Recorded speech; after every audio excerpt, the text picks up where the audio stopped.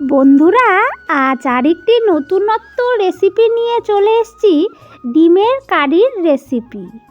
আশা করছি বন্ধুরা আপনারা সকলে ভালো আছেন এবং সুস্থ আছেন। আজকে ডিম দিয়ে অসাধারণ একটি রেসিপি তৈরি করব। তাই বন্ধুরা পুরো ভিডিওটি দেখার অনুরোধ জানাচ্ছি সকল বন্ধুদের কাছে। ভিডিওটি স্কিপ করবেন না। পুরো ভিডিওটি দেখার পর রেসিপিটি যদি ভালো লাগে তাহলে একটা লাইক, কমেন্ট, শেয়ার, হাইপ করে দেবেন। কমেন্ট বক্সে ডিমের রেসিপি কেমন লাগলো আপনাদের সেটা জানাবেন। আমার চ্যানেলে আপনাদের সকলকে আরও একবার স্বাগত জানাই।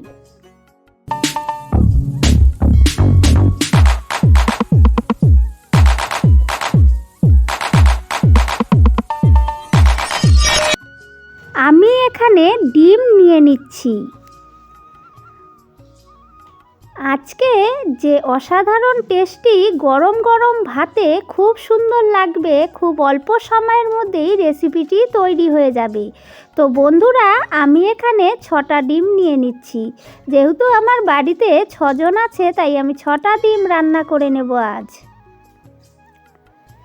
আপনাদের সুন্দর সুন্দর কমেন্ট পড়তে আমার ভীষণ ভালো লাগে, আর আমি নতুন নতুন রেসিপি বানানোর উৎসাহ পাব। তাই বন্ধুরা আপনারা সুন্দর সুন্দর কমেন্ট করবেন। দেখুন বন্ধুরা, আমি এবার ডিমগুলোকে সেদ্ধ করতে বসিয়ে দিয়েছি। এদিকে আমি আজকে মশলা বাটবো না, আর আমাদের বাড়িতে মিক্সার নেই, তাই আমি আজকে গুঁড়ো মশলা দিয়েই রেসিপিটি তৈরি করব। তাই বাটিতে শুকনো লঙ্কার গুঁড়ো, জিরের গুঁড়ো, রসুন পেস্ট নিয়ে নিচ্ছি। এর মধ্যে কিছুটা জল দিয়ে মশলাটিকে আগে ভিজিয়ে নিব, যাতে মশলাটা সুন্দরভাবে ফুলে ওঠে।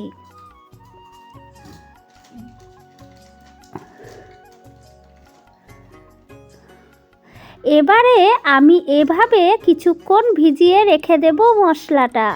গরম ভাতে এত সুন্দর ডিমের কারি রেসিপি থাকলে ছোট বড় সকলেই চেটে পুটে সমস্ত ভাত খেয়ে নেবে। তো বন্ধুরা আমি খুব সহজ নিয়মেই আমি রেসিপিটি তৈরি করে নিচ্ছি। এবারে আমি ডিমগুলোকে সেদ্ধ বসিয়ে দিয়েছি। সেদ্ধ আমার অনেকটাই হয়ে গেছে দেখুন বন্ধুরা। এবারে আমি কিছুটা লবণ ডিমের মধ্যে দিয়ে দিলাম। ডিম আমার ভালো করে সেদ্ধ হয়ে গেছে। এবারে আমি ডিমগুলোকে নামিয়ে নেব। দেখুন বন্ধুরা খুব সুন্দরভাবে আমার ডিম সেদ্ধ হয়ে গেছে। এদিকে আমার রেসিপিতে যে সমস্ত উপকরণ লাগবে আমি একটি থালার মধ্যে সুন্দরভাবে গুছিয়ে নিয়েছি। পেঁয়াজ কুচি, আদা কুচি, রসুন, শুকনো লঙ্কা, তেজপাতা আর গোটা জিরে, সমস্ত উপকরণগুলো আমি সুন্দরভাবে সাজিয়ে নিয়েছি। আর এদিকে ডিমগুলো ছুলে নিয়েছি। এদিকে কড়াই বসিয়ে দিয়ে তেলটা আমার গরম করতে দিয়েছি। তেল আমার গরম হয়ে গেছে। এবারে ডিমগুলোকে ছেড়ে দেব। তো ডিমগুলো আমার একটু সমস্যা হয়েছিল, কারণ ডিমগুলো নতুন ডিম, তাই চোকলাটা ছুলতে একটু সমস্যা হয়েছিল। যাই হোক বন্ধুরা, ডিমগুলোকে আমি সুন্দরভাবে এবারে লাল লাল করে ভেজে নেব। যতক্ষণ পর্যন্ত লাল লাল করে না ভাজা হচ্ছে ততক্ষণ আমি ডিমগুলোকে সুন্দর করে ভেজে নিচ্ছি। দেখুন বন্ধুরা আমার ডিমগুলো খুব সুন্দরভাবে লাল লাল করে ভেজে নেওয়া হয়ে গেছে।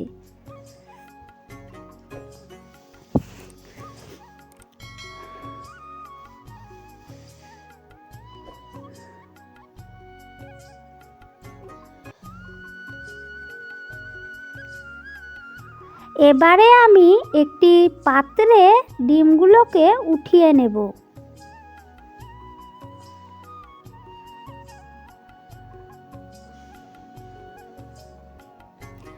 আমার চ্যানেলে নতুন এবং পুরনো বন্ধুদের অনেক অনেক ভালোবাসা ও ধন্যবাদ জানাই আমার ভিডিও দেখার জন্য। এবারে তেল গরম হয়ে গেছে, এখানে জিরে দিয়ে দিলাম, গোটা জিরে, শুকনো লঙ্কা, তেজপাতা ফোড়নে দিয়ে দিলাম। ফোড়নটা যতক্ষণ কালো না হচ্ছে, সুন্দর গন্ধ না বের হচ্ছে, ততক্ষণ পর্যন্ত ফোড়নটি আমি হালকা আঁচে করে নিয়েছি।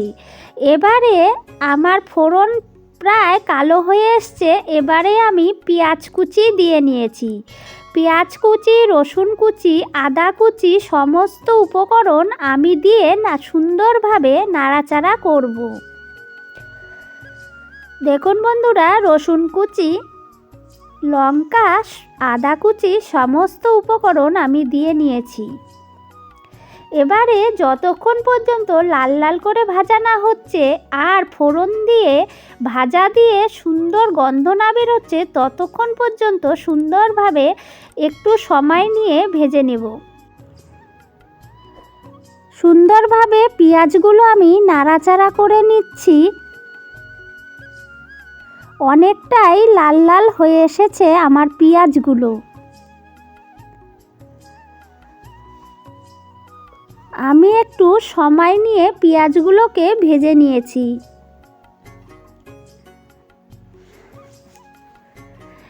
এবারে জলে যে ভেজানো ছিল মশলাটা, জিরের গুঁড়ো, লঙ্কার গুঁড়ো আর রসুনের পেস্ট দিয়ে নিলাম। বন্ধুরা, আপনারা সকলেই তো ডিমের রেসিপি জানেন, কিন্তু আমি কিভাবে রেসিপিটি তৈরি করছি সেটাই আপনাদের দেখালাম। তো বন্ধুরা, আমি এবারে পরিমাণ মতো হলুদ আর লবণ দিয়ে মশলাটি কষিয়ে নেব। মশলাটা যত সময় নিয়ে কষাবেন তরকারির টেস্ট দ্বিগুণ বেড়ে যাবে।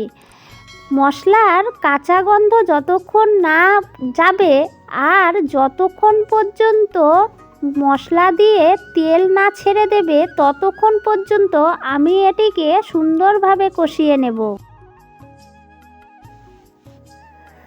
গরম গরম ভাতে এই রকম রেসিপি পেলে অসাধারণ লাগে। তাই বন্ধুরা, আপনাদের কাছে অনুরোধ রইল একবার এই রেসিপিটি এভাবে বানানোর জন্য।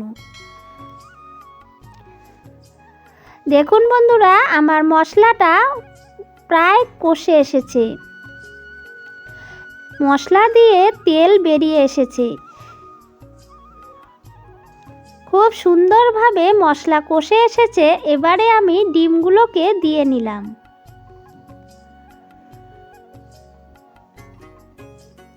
ডিমগুলো সুন্দরভাবে নেড়ে চেড়ে আমি এর মধ্যে খানিকটা গরম জল ঢেলে দেব। আমি সবসময় গরম জল ব্যবহার করি, কারণ গরম জল দিলে তরকারির টেস্ট দ্বিগুণ বেড়ে যায়। সেই কারণে গরম জল তরকারিতে দিলে খুব ভালো লাগে খেতে। আমি বেশি জল দেইনি বন্ধুরা, কারণ ডিমটি আমি কষা রান্না করব, তাই কষা ডিম খেতে ভীষণ ভালো লাগে। তাই আমি অল্প পরিমাণ জল দিয়ে ডিমটিকে সুন্দরভাবে কষিয়ে নিচ্ছি। জলটা আমার প্রায় শুকিয়ে এসেছে। এবারে আমি গরম মশলা দিয়ে ডিমগুলোকে নামিয়ে নেব। দেখুন বন্ধুরা, কত সুন্দর কালারটি এসেছে। এবারে আমি সার্ভ করে নিচ্ছি।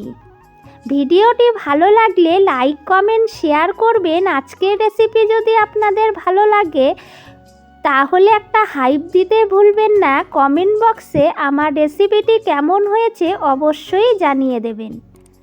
তো সবাই ভালো থাকবেন, সুস্থ থাকবেন। সবাইকে অনেক অনেক ভালোবাসা ও ধন্যবাদ জানিয়ে আজকের রেসিপিটি আমি শেষ করছি।